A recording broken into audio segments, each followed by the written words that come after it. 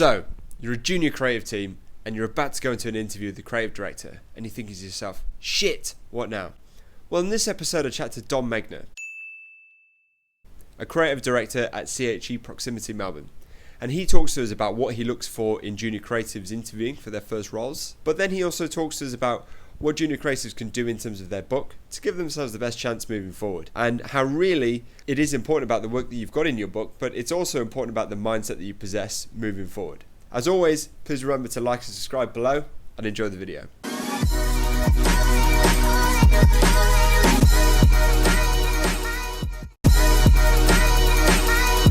So Dom, who are you and what do you do? I'm Dom Megna. I'm creative director at a large Melbourne agency called CHE Proximity. I've been a CD there for 10 years. I'm also still very much a copywriter. I mean, writing is my first love. And as long as I can do that as part of my job, then I'm happy. So very sort of hands-on across sort of, multiple areas, which I'm very much enjoying.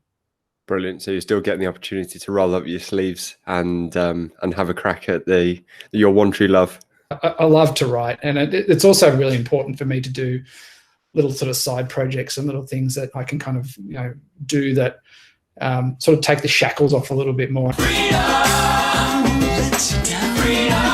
and I think a lot of creatives have that. They have a side hustle or a passion project that they do on the side that that they do just for themselves, and so always doing that sort of thing too.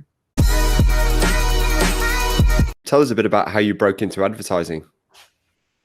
Well, I took a long way around, I guess. I decided very early at high school, it was probably year 8, when we had a careers counsellor turn up to the school that I was at with this little dot matrix printer and this computer program from 1987. I remember it was 1987, and it was like, plug in what you want to do with your life and then we will spit out a job for you. And so I plugged in that I want to write and I want to make money and I want to do fun stuff. It was like it was a year 8 level desires. And then it spat out copywriter, advertising copywriter. And I'm like, that's really interesting. I looked into that and I suddenly became sort of fascinated with that. I've always enjoyed ads. I love ads. As a little kid, I'd walk past the TV, and if there was a TV show on, I wouldn't stop. But if there was an ad on, I would stop, because to me, it's like a 30-second. Back then, it was like a 30-second melodrama or a 30-second comedy or a 30-second shit sales pitch. And I love to dissect that. I love to go, well, what is that about? Like, why did they do it that way? And why did that, why is that person like that? And so I was always fascinated by it. So all my schooling was geared towards that. And so I ended up studying an associate diploma of advertising at RMIT TAFE when I got out of school. Went on to do the advertising degree at RMIT, which a lot of people in advertising, a lot of creatives have done. But then I sort of fell in with a bit of a lefty crowd and I took 5 years off. Didn't really want to work in advertising. Thought I just wasted my life up until that point. Did nothing much, bit of traveling. But then in 2000, I was sort of like, well, I'm not really going anywhere. I need to get my book in order. So I went and did award school. Ta-da! Did really terribly. Got a very ordinary book together and then knocked on doors for 8 or 9 months and just optimizing my book as I went. And it got better and better and better over time. The more people I spoke to, the more feedback I got. Because when you come out of award school, you've kind of got this book of award school ideas, and there's also 50 other people who've got a book full of fairly ordinary award school ideas, and they'll come at you with them, and it's just like, well, what stands you apart? So eventually my friend Rogan Briggs, who's my fellow CD at CHEP, became my art director in 2001. Still is my creative partner. He got me a short freelance gig at Grey, and so I hung around until they employed me full time. If you look at it, you go, 1987, I decided I wanted to be in advertising. 2000, I finally got into advertising. Once I got that job, I was not going anywhere. I just had to become, a permanent employee. And so I just had to work. You don't necessarily have to be a naturally gifted creative, but, your work ethic is equally as important as your creative skills. So, yeah, that's how I got in. Yeah, awesome. And I'd love to go back to a point you mentioned earlier about you've done award school, you've got your book of tricks, your book of ideas, and one of the teams I talked to on here was Dan and Midi, and they kind of took a lot of those ideas, and they kind of used those to help refine their positioning as a team as well. Did you, in terms of refining that, do you have any sort of tips and tricks in terms of what worked and what didn't work during that process? Personally, it was just full of shit comedy. And everyone wants to do funny, right? Everyone wants to be funny. Everyone wants to do the funny ad. Everyone wants to do the big ad for Carlton Draft, And so when they're young, and this is a point I was going to bring up probably a bit later on, but when you're young, you just want to make cool shit. You just want to do cool stuff. And so every brief you get is an opportunity to do cool shit. But at the end of the day, what you're producing is not that cool because you're in your early 20s or mid 20s and you haven't got the life experience yet. You don't necessarily get it when it comes to effective communications. But what I did in the end was start to come up with things that weren't ads. And it's still very much true today, where you come out of award school, you've got an ad or a campaign that answers one brief, and that's that. And then you've got the next one, and that does the same thing, and then so on and so on and so on. Where a great folio for a junior is identify a problem, come up with a solution that's not an ad. Something like that is gold in a book for a junior. So that stuff is really, really valuable. Yeah, definitely. And I find a lot of people tend to get to those ideas kind of using design thinking methodologies. And really what it is just having empathy for the end user and really understanding what their problems are. Yeah. To your point, it's not always an ad that saves the day. And whilst, you do have to make ads in our profession or what have you, it's more of the, I guess, for lack of a better phrase, a branded experience that, really helps shine through, especially in your book as a junior, pitching to people like yourselves for a job. Yeah, that stuff, it's rare. I saw that idea and I'm like, you get it. You understand why you're here, as opposed to trying to do a really blokey ad for utes. That's one year. Which doesn't really work. So, I'd encourage everyone who's trying to come up with a folio is use your own experience, try and find a problem, solve it with a product or a service or whatever interesting solution that's not an ad. Brilliant. And that segues really nicely onto my next point, is that a lot of successful creatives possess a certain attitude or mindset. Can you please go into detail about, how those people have proven themselves over the years? Well, it depends on what you define a successful creative as, because if it's someone who's just won a lot of awards, and maybe that is a benchmark of success. But I think creatives are there to grow clients' businesses and they're there to grow their agency's business at the same time. So, to me, that's a successful creative that's probably a better definition. Professionals, people who are there to solve problems, to come up with interesting, innovative, creative solutions. That's real kind of 101 stuff. But in terms of I think the attitudes and mindsets of successful creatives aren't really any different to successful teachers or builders or anyone who's got a profession. They care about what they do. They care about the craft and quality of what they do. That becomes everything. You want someone to build your house. You want someone who really cares, understands quality, understands living spaces, understands the customer's mindset and the client's mindset. So this curiosity and always sort of looking to improve and expand yourself is a real bloody mindedness about that is really important. You're in a relationship business, but you're not just trying to appeal to customers and prospects and whatever. You're in a relationship with your suits. You're in a relationship with your clients. You're in a relationship with all your production partners. There's all sorts of people who you need along the way to make your work happen, make it sing, and make it as good as it can be. So as long as you are going to understand the totality of your relationships, then it's fabulous. Like, awards are great. You win them along the way, and they become a very tangible proof of your creativity, which is really nice. It gets your name out there. Could get you your next job. but it's only part of the story. I think that the really true greats understand the art of influencing and selling, first and foremost. There's probably the one other thing I wanted to touch upon in terms of the mindset and attitude is ego. You get a lot of creatives do get a little bit of a bad rap, and not necessarily from other people in the creative community, but they get a bad rap from they can get a bad rap from the marketing community about so and so's got a big ego, especially when you get to sort of senior levels and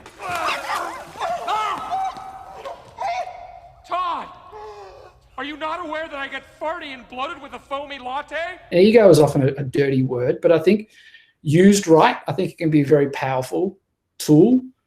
Like if you're a person hired to do a creative job, then you're expected to be an interesting person. It doesn't mean that you need to show off or be a dickhead about it. That's when ego goes bad. But you need to know that the people in that room, like the clients you're talking to or the suits that you're talking to, are interested in your ideas and your opinions and your points of view. That's why you were hired, even as a baby creative, like you're hired because you've got something that people want to tap into. So you kind of need to learn to live with that a little bit. You need to love it. But you don't need to be a dick about it. You don't need to be the most outwardly confident person. You can be an introvert.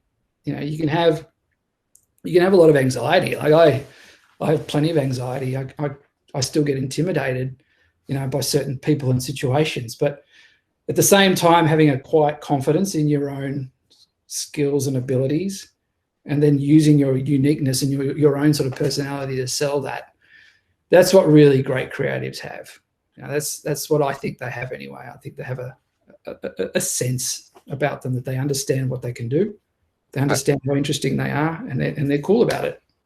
Yeah, totally. I think it's the one word that comes to mind for me is presence, and presence in the room.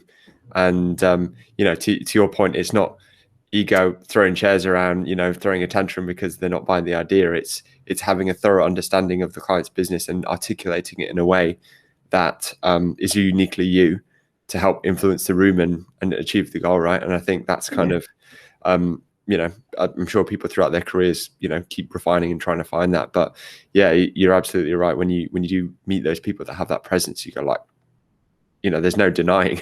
You kind of go, take my money. Yeah, it is. But it's also something that you want to have when you're really young. But and if you don't have it, that's fine. Like a career is a long time. You've got years, decades to grow into your role and to use your strengths and use your personality to great effect. You don't need to be the loudest person in the room, the one who always has to speak. You can have a reservedness and a quietness about you and still have a presence, but it comes with experience, I think. Yeah, a little bit. Yeah, totally.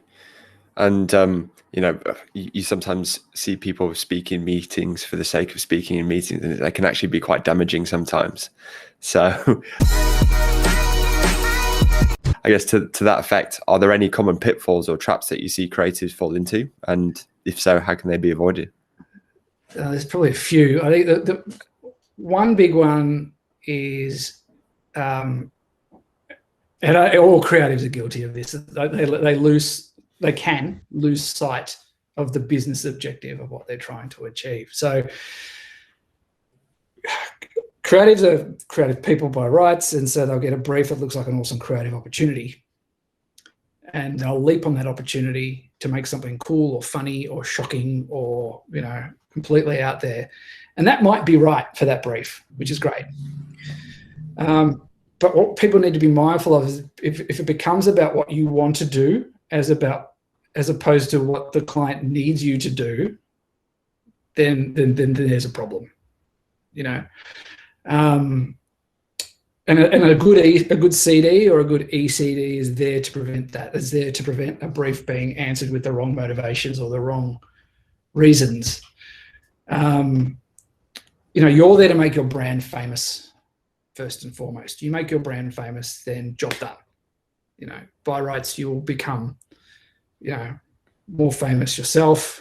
But every brief must start and end with the question is, are we solving the client's problem? And if we have to do that in a simple way, if we have to do that in a way that's, slightly at odds with the way that we think we should answer the brief, well, then you need to have that tough conversation very early on with your creative partner and with your CD and with your suits about that. I guess another thing, I remember discussing this with you a little bit earlier, is that creatives tend to dismiss the shitty jobs and don't give them the love that they deserve. Like as a junior, you're going to start, you're getting paid to, come up with ideas, but at the same time, there's so much housekeeping stuff that has to be done. And, there's EDMs, there's banner ads, there's, activation posters and bits of collateral and point of sale. And, there's all this stuff, there's all the million different YouTube and Google executions, and they're all pretty boring. But if you think about it this way, like every one of them is a customer interaction, and every customer interaction is a gift. If you're a brand and someone sees you at a YouTube masthead, then that YouTube masthead better be pretty fucking good, right? Like, so if you look at it that way and you go, this is an EDM, but this is going to be the best EDM in this category, because clients care about their category. They don't care about other categories. They care about theirs. This needs to be the best EDM in the category, and it needs to have a perfectly written, it needs to be beautifully designed, it has to have a perfect tone of voice about it. Now, if you take that stuff seriously early on, then the sooner you will get the briefs that are cool and interesting and bigger opportunities, because people know you're a professional. They know you care about that stuff. So, as I said before, I still write 3 to 4 EDMs every week, and I'm obsessive about writing them, and I'm obsessive about reading and ticking off everything, because, as I said, every interaction is a gift, and it is an opportunity to delight, even if it's one person, and it's a consistent brand. So there's that. Love every job is basically the tagline there. And probably another one is trying to see people through other people's eyes is your job. As a young white guy in your 20s, you've likely lived a pretty sheltered life. Suddenly you find yourself making work that appeals to 16-year-old girls. Or you're a female writer early in your career, and you've got a health client and you need to talk to 60-plus men, encouraging them to go and get a health check. So it's okay not to understand those people, even though it's your job to influence them. It's okay not to understand them and feel all at sea. But that's when you need to step up. You need to ask for help. You need to do research. You need to read research. Go out and talk to people. Talk to your clients. Absorb as much as you can about your target markets for your specific campaigns, if you don't feel like you can just inherently understand them. If you have this curiosity about them and a motivation to discover more, and you exercise that muscle very early on, it'll only make you a way better creative then and down the track. So yeah, do your research. Some of the best campaigns that we see to this day are where people have just tried the product or have spoken to people who have, taken part in the service. The first one that comes to mind is Oak Milk by the Monkees with their tagline, "Kill Hungry, Thirsty, Dead." Yeah. And that was just a line that surfaced in a focus group, and they just thought, that's brilliant. That's absolutely spot on.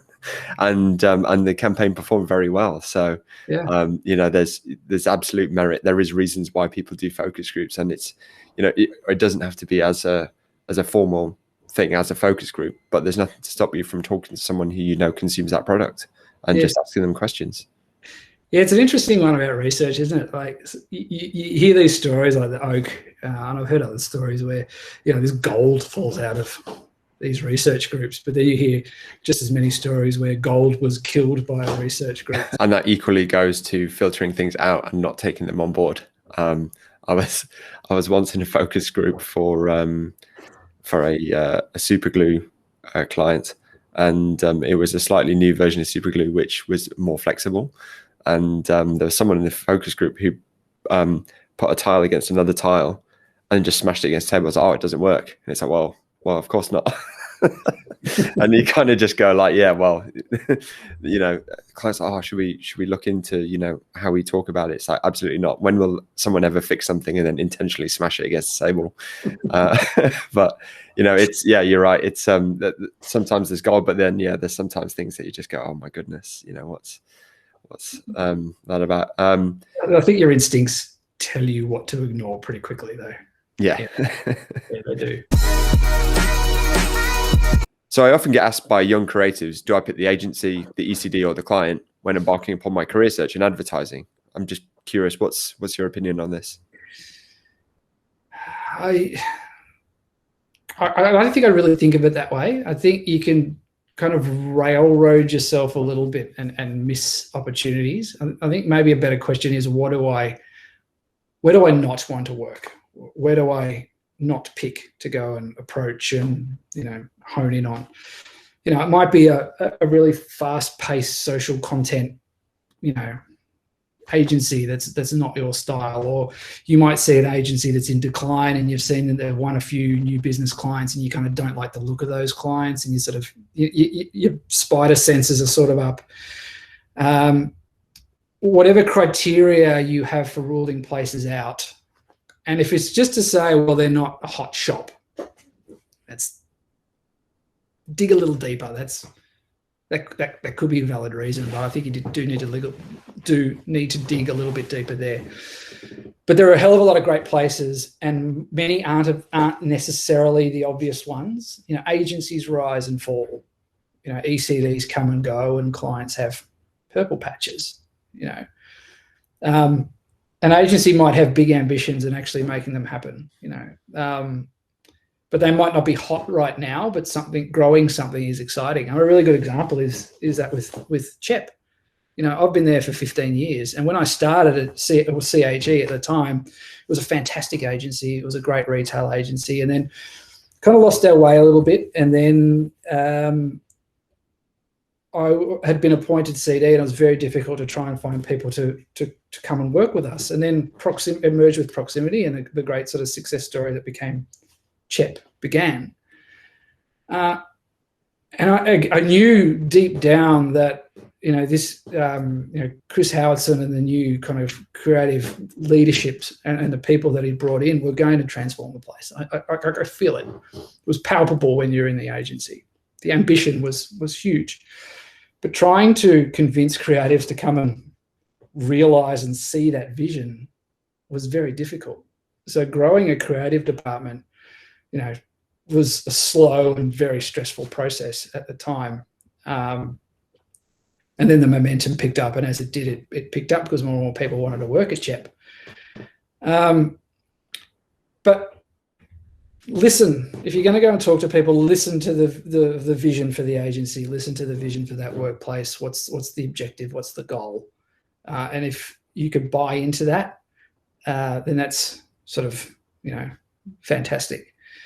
I think draw up your own criteria, but don't necessarily shoot yourself in the foot is kind of the subtext there. Keep your expectations realistic. If you've got the intelligence and you've got the work ethic, you'll rise quickly no matter where you go. And I think you'll also understand pretty quickly, especially if it's your first job, whether that fit is really there or not. Don't expect the world. Another thing is that the interview or the initial chat, if you want to call it that, I think first impressions really count. And we're in the first impressions business, And if you're asked why you want to do this job or why advertising, and you say, oh, well, I just want to make cool stuff, then I'll turn it off you instantly. We all want to make cool stuff, I think one day you'll get the chance, but really think about why you're entering the field. If it's a chance to be creative and make some money, like I was in year 8, that's not enough. You won't be taken seriously. So really think about, do you love selling? Do you love writing? Do you love art? Do you love using art to evoke emotions and passions in people? Think about that deeply. But also remember, if you're interviewing for a job, the employer isn't interviewing you. So seem keen. If you're entertaining other offers or you're playing the field and seeing what's out there, keep that to yourself. You know, as soon as an employer feels you're not 100% committed to working with them, then you're not really in the running anymore. So, you know, whoever you're talking to at the time, love them. And every interaction you might have with them post that, whether it's emails, chats, catch-ups, follow-ups, you know. And if you end up getting another job elsewhere, then, you know, great. But don't, you know, play agencies off each other. I don't think they really respond to that. No, definitely not. Yeah. Feedback's another big one. Like, you know, getting negative feedback when you're a young creative is hard. Like, it's hard, especially when you really believe in what you've done. It might be a specific piece of work. I remember getting really brutal feedback from an agency principal at the beginning, and he was on my shit list for years. Like, I didn't. It made me really angry, but it can't. You know, I get work rejected now. You know, like, you get work rejected all the time, and you will till the day you retire. Like, negative feedback's the one constant in our job. It also causes you to develop a healthy paranoia about what you're doing, and so you need this to function properly. Harness the negative, you know, listen to it, grow from it, and as soon as the better you get at transforming negative into better work, again, it can't be a bad thing. For sure. One other point I sort of want to make around that question is persist. You know, I always give creatives something to work on when they leave. Like, change that piece, go bigger with that thought, try a new way into that. And then I said, look, once you've done that, come back and show me. And then we'll, you know, we can start a dialogue and a relationship that way. 95% of the time, they don't come back. Even though I tell them, hey, 95% of the people don't come back. So if you do come back, you're already ahead of the pack. And even then, they don't come back. So I mean, some of them do, but a lot of them don't. And I don't necessarily see them in the industry later either. That's not to say that maybe they just thought I was full of shit and, you know, decided to carve their own path. And that's absolutely within your right to do that. But and it's not just me. Like, if you know, a CD you respect or an ECD that you respect says, do this, work harder, do it, and then go back to them. Because the more resilient and persistent you are, the more willing you are to take the time and space that these people are going to give you. Do it until they tell you to piss off, you know. I recently worked with a woman who was working as a content creator in-house for a financial services company. She's quite young. She's probably in her mid-20s. She was young. She was really green. She was referred to me from an ex-colleague at CHEP who was now working for this fin services company. And she wanted to get into award school because she desperately wanted to become a writer. So I saw her. I helped her with her award school application. I was sort of just trying to sort of point her in the right direction. She was very young, very green, and she worked her ass off on that application and got it to a point where she got in. But even then, when she was in, I could struggle. I could see that she struggled to still get it, like to identify what a good idea is, to separate an idea and an execution. And she was just at me, you know, once a week, twice a week. Here's some more ideas. What do you think of this? What am I doing wrong? You know, and she kept going, idea after idea after idea, and you know, it bugged the shit out of me. But she got better. And the ideas were really starting to flow, and she started to really understand it and I realized later on that she was using 4 or 5 different creatives and CDs doing the same thing. Like, she was an absolute machine. Right. And she needed negative feedback because the negative feedback made her better. And she just landed a job at RGA in Singapore. And I'm just wrapped for her. Like, the pure focus, pure drive, and because she's honed that work ethic now, you know, she knows she's going to love that job. She's going to completely excel at that job, and so, you know, that's a fantastic story. And it's slog, and it was 12 months, 18 months of a full slog through a pandemic for her to do it, and she just didn't stop. You know, and that was amazing. So yeah, I mean, that's absolutely brilliant. But I'm more astonished by the point you made earlier around how a lot of people don't come back. You know, you would think at you know, an agency like CHEP, you know, lot of people working there. You guys are winning a lot of new business. You're doing very well. I'm sure there'll always be a need for a steady stream of talent. So, why do you think people don't come back? Partly it's probably because of me. Maybe they don't like me. But at the same time, I think people might get discouraged. I think people might they either feel like they didn't like the vibe of the place, and maybe it was the agency, but maybe at the same time they're thinking maybe this isn't quite for me, or there are so many options for creative people now where it could be content creation. It doesn't necessarily have to be in an agency. So maybe they've got discouraged and kind of decided to sort of pull back a little bit. Maybe they've just decided to refocus and go somewhere else. But even to come and see a CD 2 times or 3 times, you're going to get a lot more benefit out of that. Totally. Even if you go, I don't want to work there, or I don't necessarily like that person or connect with that person. If I've given you some feedback, go away and address it, and come back and show me again. At least you've had a go. Yeah. So it could be any myriad of reasons why people don't come back. But yeah. Well, to your point, it's just about exercising resilience, right? And just kind of keep building yourself up and keep going, and taking on what's from a credible source such as yourself. Well, you get beaten down. You get beaten down constantly in this job, and it's just part and parcel of it. And it's not bad. It's not nasty. It's all done with the right intentions, and so. So now that you're interviewing these sort of aspiring young creatives coming in, if you could give advice to yourself before you started, what would you say? I got really good advice when I was doing award school from one of the lectures that we had. It was a guy called Jonathan Kneebone from the Glue Society, which was a fairly fledgling business at the time. And he said, have a point of view. The most important thing you can do is have a point of view. And that's the one thing that really resonated with me, and still does. Have a point of view about the world, culture, what makes good advertising good. Have a point of view about your work and the kind of creative person that you want to be. Have a point of view about consumerism, because there's always going to be someone at a party who's going to go, don't you have a moral issue with selling people shit for a living? Have a point of view on that. Be ready for that kind of question, right? This is a job where you need to bring so much of yourself to the table.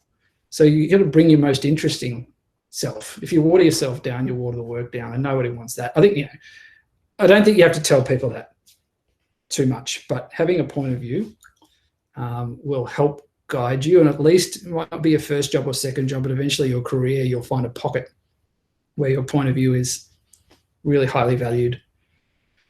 The other one is don't just have ads in your book, have ideas. Also making work that connects with real Australian people. That's hard. It should be easy, but it's hard. Look at what I got a real respect for an agency called Tinkerbell. So what they do with Vegemite is it's an iconic brand. You have to be able to connect with everyday Australians through Vegemite, and so they do that. And what Jim and Kaz, who are the creative principals there, did with VB a few years back, if you look at the VB hands and shirt campaign, just nails connecting with VB beer drinkers. It just nails it. And it might win awards, great, doesn't matter. It sells shitloads of stuff, and it just perfectly connects with the market. A campaign I remember from when I was a kid, which was a Meadow Lee margarine, you ought to be congratulated, which was a Mojo jingle. Go back and have a look at that. This is about, Mum, you ought to be congratulated. You are, the legend of the household. You feed us, you do everything, and you use this margarine, which is basically just yellow shit. And but it's, again, just connects. People love it, The recent Flybys campaign by CHE Proximity is a really good example as well. I'm not just saying that to pump up the agency's tires, but what that campaign does is very uniquely celebrates their customers. The 8 cents a litre docket dealer and the catalogue connoisseur and these people who chip around the edges looking for discounts and points. We're not laughing at them. We're celebrating them and doing it in a really cool, interesting way.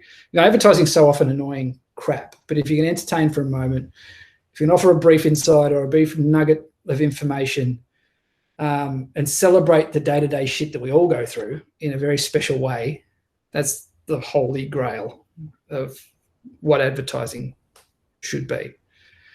Probably the final point, because I just blurted out a whole lot of crap at you tonight, but if I don't know, if there's nuggets of information that you can kind of pull out of this, if it's one or two things, then ace. But one big thing is look after yourself. Like if you don't end up being a creative genius, that's okay.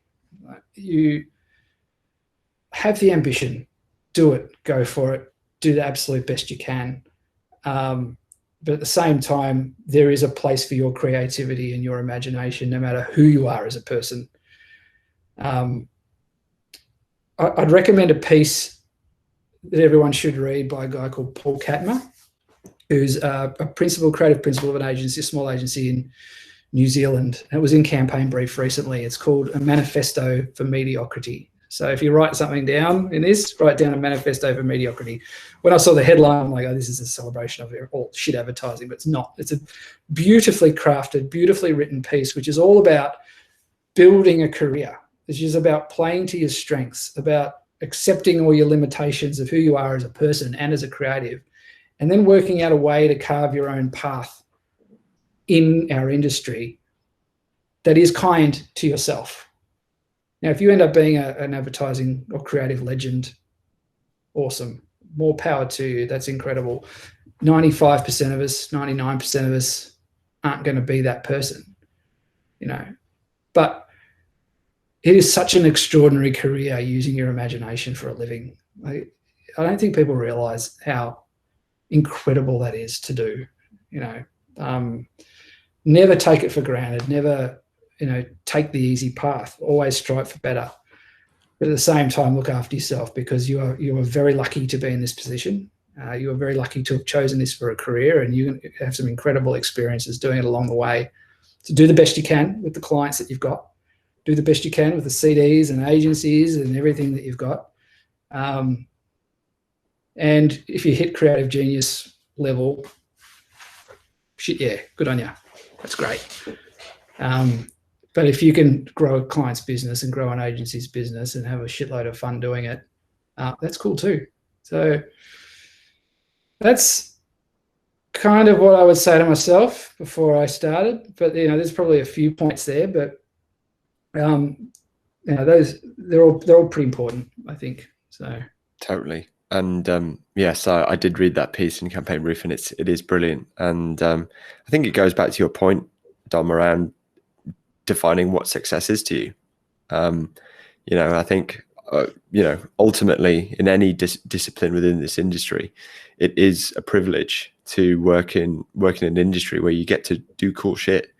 Yes, there are times where you have to write the EDMs and do the hard slog, but it's necessary in order to go do the shoots abroad, to go travel and do these crazy things, or to work with some of the world's best visual artists and develop something really cool, or even if you work on a charity client and actually have, as you say, behavioral impact on someone for the better, then, there's not many people that can turn around and say that without being a doctor or someone who packs parachutes. You're doing, you're never in the office. You're here, there, and everywhere. You're not in a factory. You're doing fun stuff at the end of the day. Yeah, totally. Well, Dom, thank you so much for sharing your wisdom on here. There's so many, really good nuggets of info that I'm sure young creatives or even, people in other disciplines would love and would find useful. So thank you so much for your time today.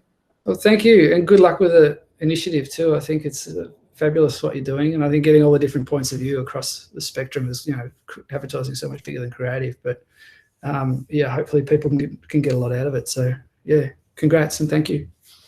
Cheers, Tom.